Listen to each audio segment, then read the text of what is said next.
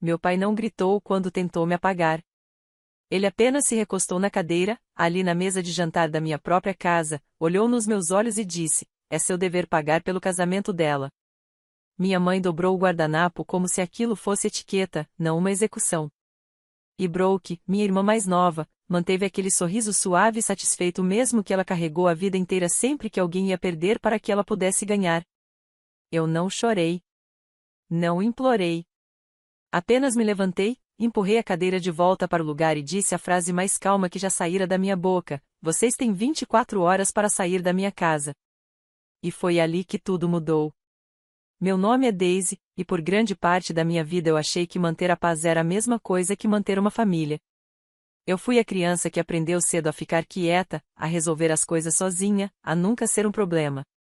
Enquanto outras crianças imploravam para que os pais as levassem aos bailes da escola, eu reabastecia prateleiras em uma mercearia, tentando economizar o suficiente para pagar minha primeira aula no Community College.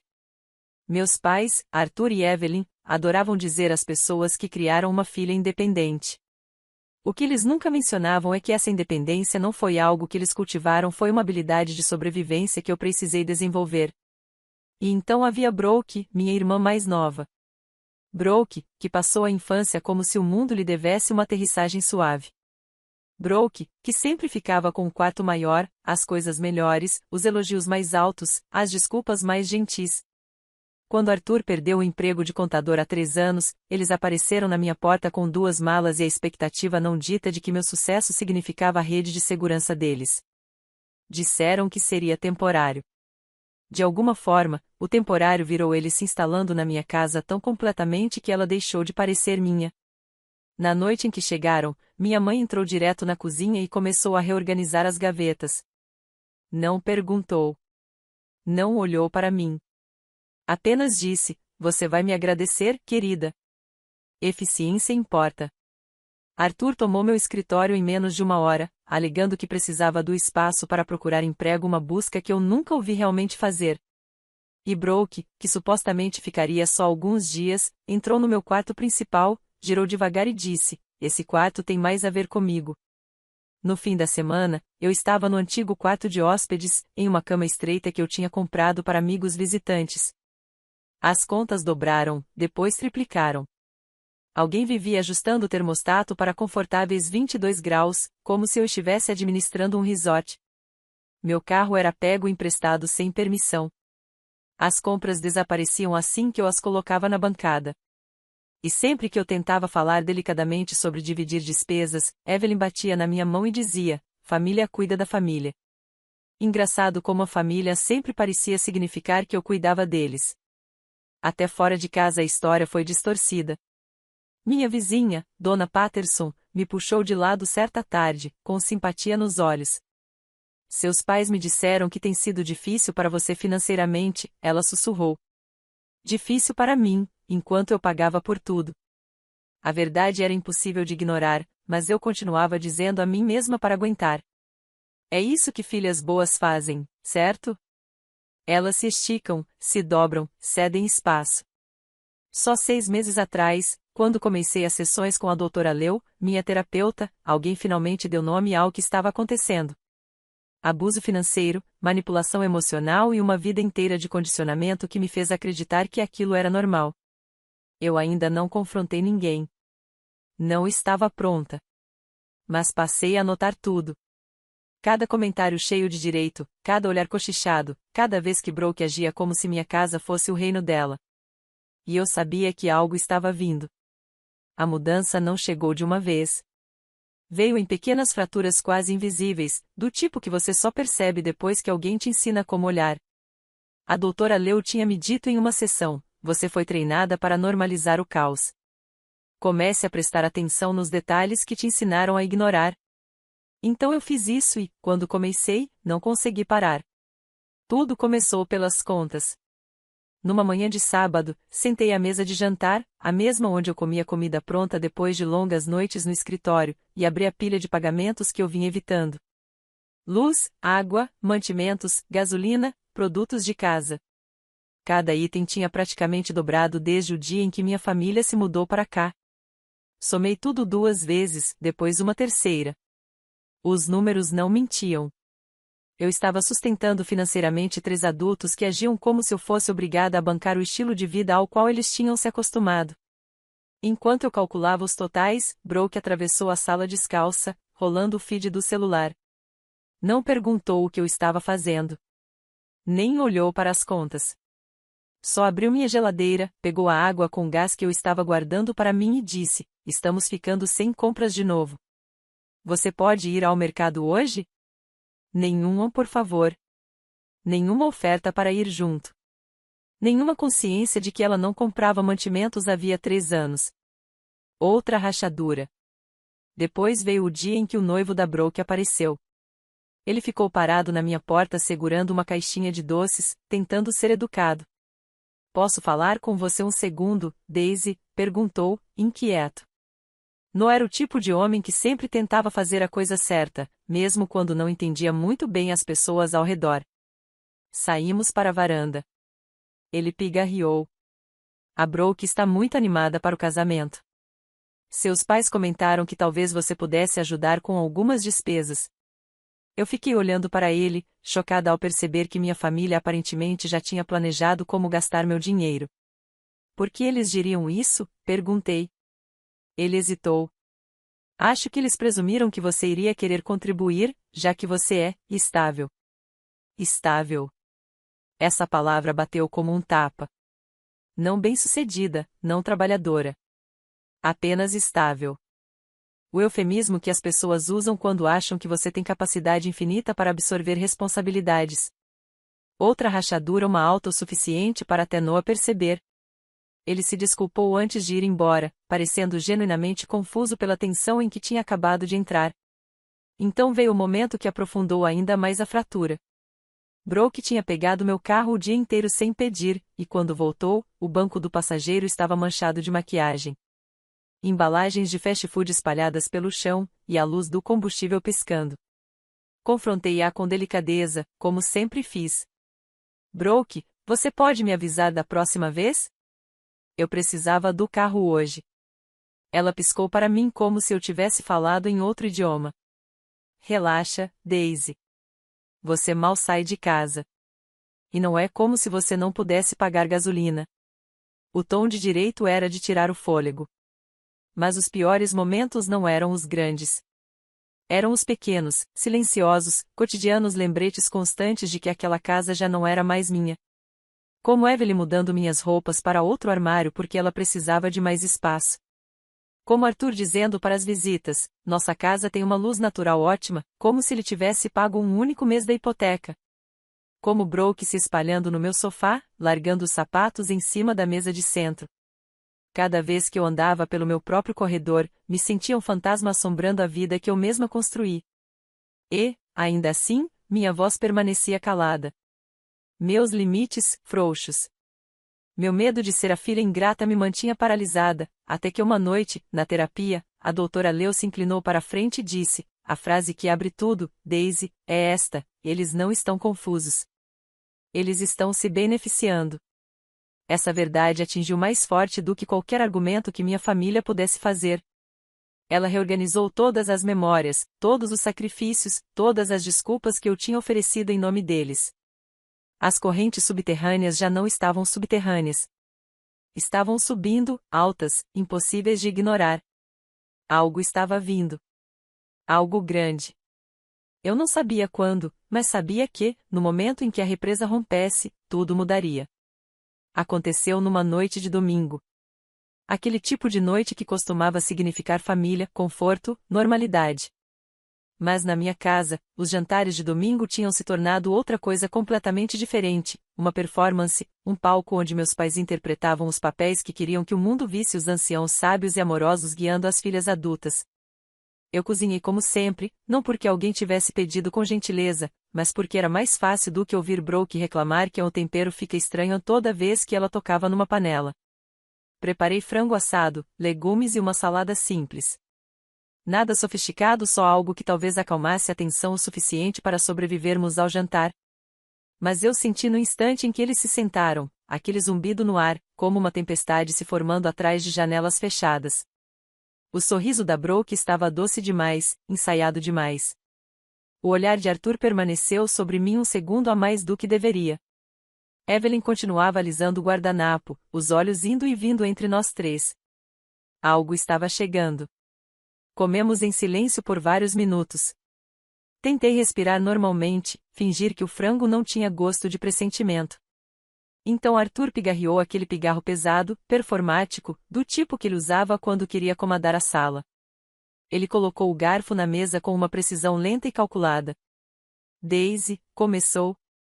Precisamos conversar sobre o casamento. Ali estava. A porta da tempestade se abrindo. Mantive minha voz firme. O que tem o casamento? Antes que ele respondesse, Evelyn se adiantou com um sorriso tenso. Estamos todos pensando em como esse momento é importante para Brooke. Um casamento é um evento único na vida. Ele merece ser feito da maneira certa. O garfo de Brooke raspou no prato enquanto ela cortava o frango, os olhos fixos em mim.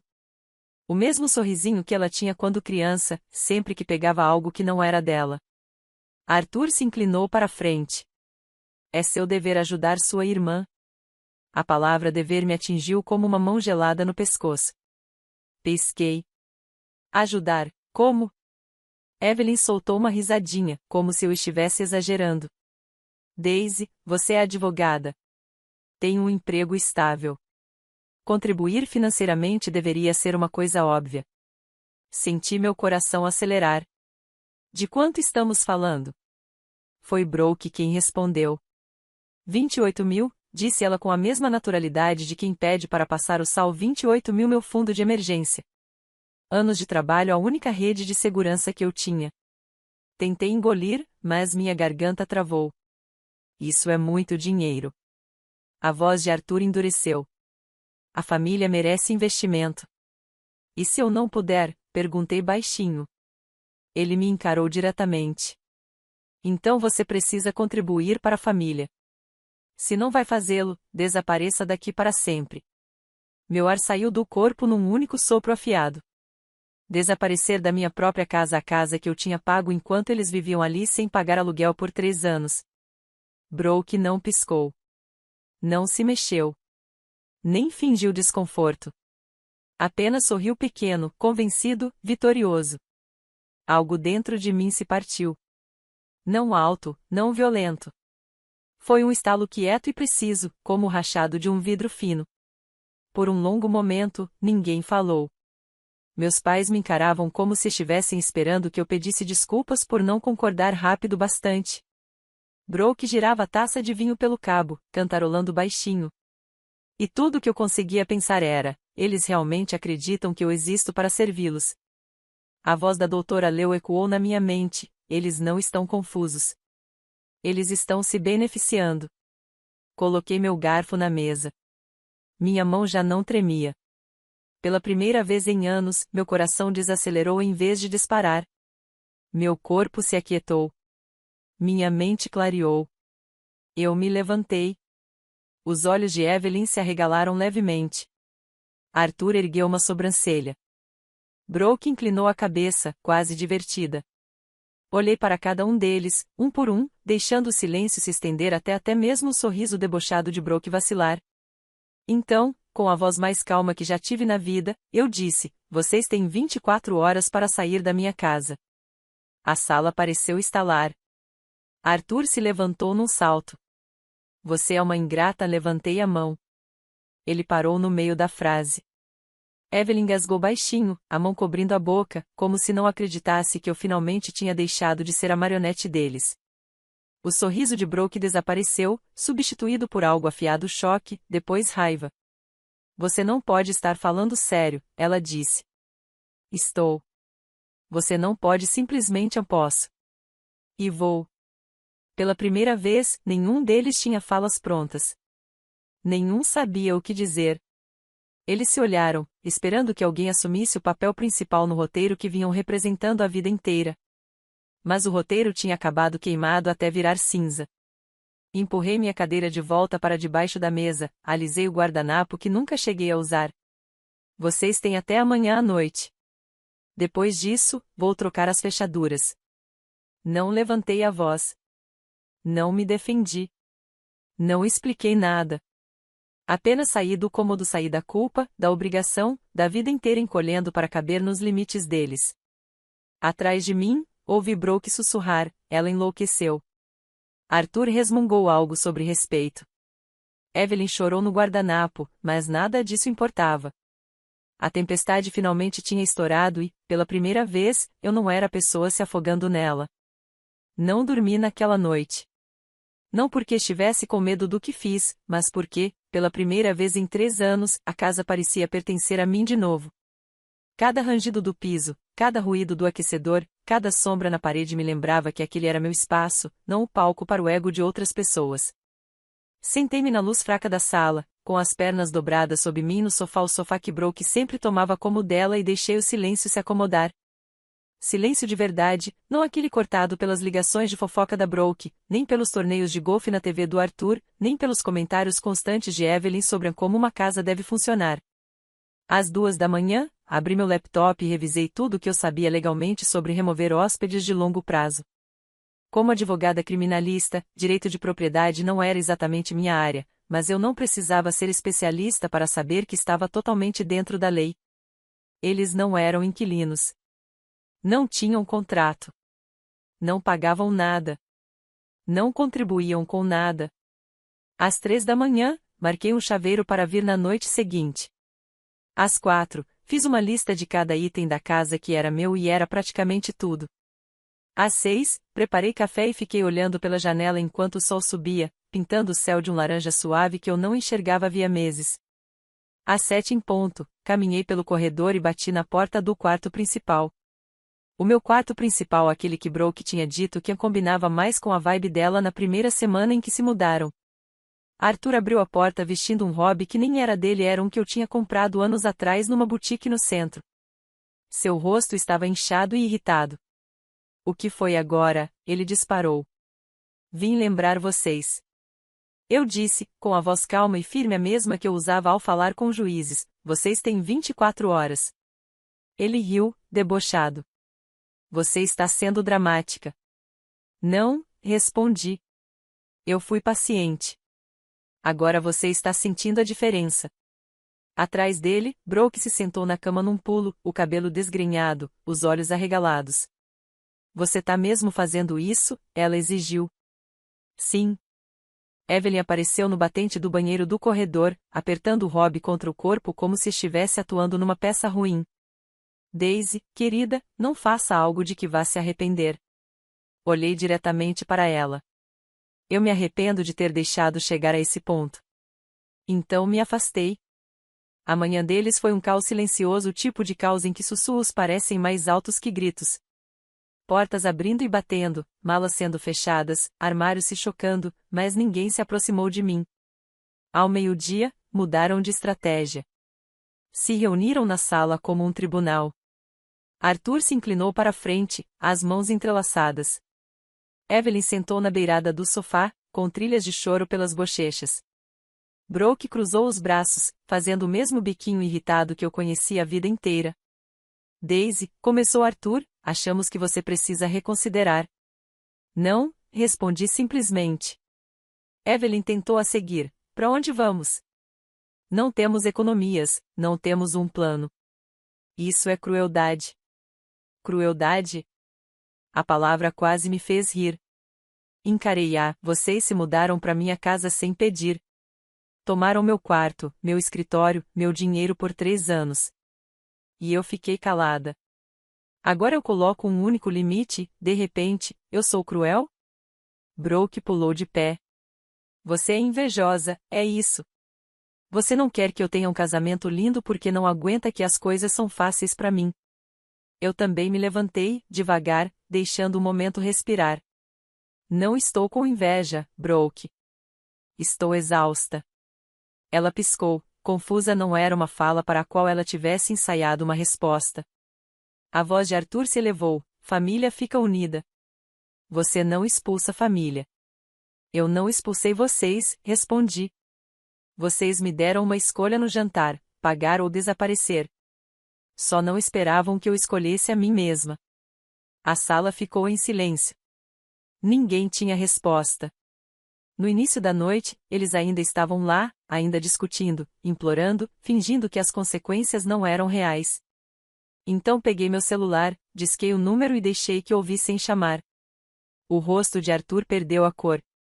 Você não vai, a atendente da emergência atendeu. Mas antes que eu dissesse qualquer palavra, Arthur levantou a mão em rendição.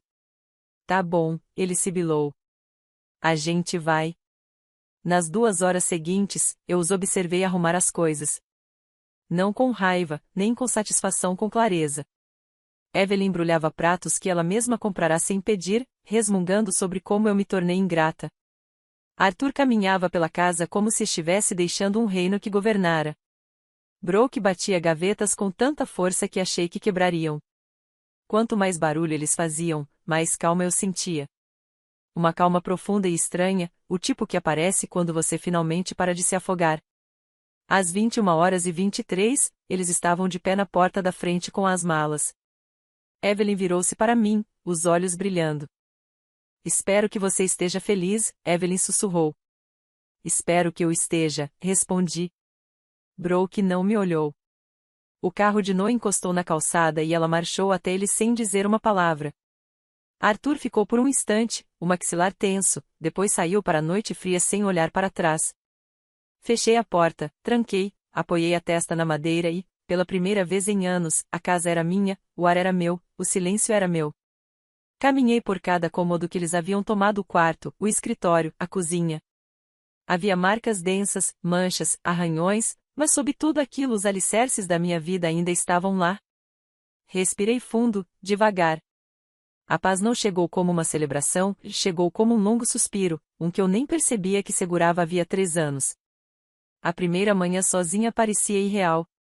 Acordei esperando passos no corredor, a voz de Brooke ecoando pelas paredes, a tosse de Arthur, Evelyn batendo louça que nunca lavava depois. Mas não havia nada, apenas o zumbido suave do aquecedor e um feixe de sol aquecendo a ponta da minha cama. Minha cama, no meu quarto principal, finalmente recuperado. Preparei café em uma cozinha silenciosa, silêncio de verdade, não o silêncio tenso e performativo em que vivíamos sufocadas. Não me apressei. Não andei na ponta dos pés. Não me preparei para uma crítica no momento em que colocasse a xícara na mesa. Mais tarde naquela semana, Ruby passou por aqui. Ela ficou parada na porta, olhando ao redor como se estivesse vendo a casa pela primeira vez. Eu não tinha percebido o quanto estava pesado aqui dentro, murmurou. Mas agora, Daisy, você parece 10 anos mais jovem. Eu mesma não tinha notado, mas ela tinha razão. A casa respirava e eu também. As contas voltaram ao normal. Minha geladeira continuou cheia. Meu carro ficou exatamente onde eu o deixava. E o silêncio? Deus, o silêncio parecia remédio. Então, quase 3 semanas depois de terem ido embora, o telefone tocou às 2h08 da manhã. Eu soube quem era antes mesmo de olhar. Brooke. A voz dela tremia assim que atendi. Daisy, eu preciso de ajuda. Essas palavras me atingiram mais forte do que o ultimato, porque eram reais. Não manipuladas, não arrogantes. Medo de verdade, desespero verdadeiro. O que aconteceu? Perguntei. Um suspiro trêmulo. Eu estou grávida. Meu coração afundou não de pânico, mas de reconhecimento. Era assim que minha família sempre me puxava de volta, uma crise, um pedido, uma demanda embrulhada em vulnerabilidade. Eu não posso pagar nada, ela sussurrou. Nem consultas, nem aluguel, nada. Eu não sei o que fazer. Por favor, eu preciso de você. O velho instinto subiu consertar tudo, salvá-la, desaparecer para que ela pudesse respirar. Mas a voz da Dr. Lu ecoou mais forte. Se você a resgatar das próprias escolhas, ela nunca vai aprender a ficar de pé. Sentei-me, firmei a voz. Brooke, sinto muito que você esteja assustada. Sinto de verdade. Mas eu não posso mais ser sua única rede de segurança. Um pequeno soluço. Então você está me abandonando? Não, respondi suavemente. Estou te oferecendo recursos, não a minha vida. Contei ela sobre programas, opções de assistência, lugares que ajudam mulheres exatamente na situação dela. Passos práticos, não autossacrifício. Ela chorou mais forte. Depois, a linha ficou silenciosa. Ela não se despediu. Eu não liguei de volta. Nas semanas que se seguiram, as notícias vieram pingando pela rede da família. Brooke entrou em um programa de apoio à maternidade. Conseguiu trabalho de meio período em uma creche. Estava se virando. Não perfeitamente, não com elegância, mas se virando. E, pela primeira vez, fazia isso sem que eu precisasse me quebrar para mantê-la de pé. Limites não parecem triunfos. Eles parecem limpos. Às vezes dolorosos, mas limpos. 1 ano se passou desde aquela noite na minha sala de jantar. Meus pais agora alugam um estúdio modesto no lado norte da cidade. Arthur trabalha meio período em uma loja de ferragens. Evelyn faz digitação de dados remotamente. Eles não estão prosperando, mas estão de pé talvez pela primeira vez em décadas. Brooke teve o bebê um menino. Eu só o vi em fotos que minha avó me passou discretamente, mas ele parece saudável, tranquilo, intocado pelas batalhas que moldaram os adultos ao redor dele. Brooke ainda enfrenta dificuldades, mas está trabalhando, aprendendo e fazendo isso sem pressupor que alguém sacrificará a própria vida para que ela possa evitar desconforto.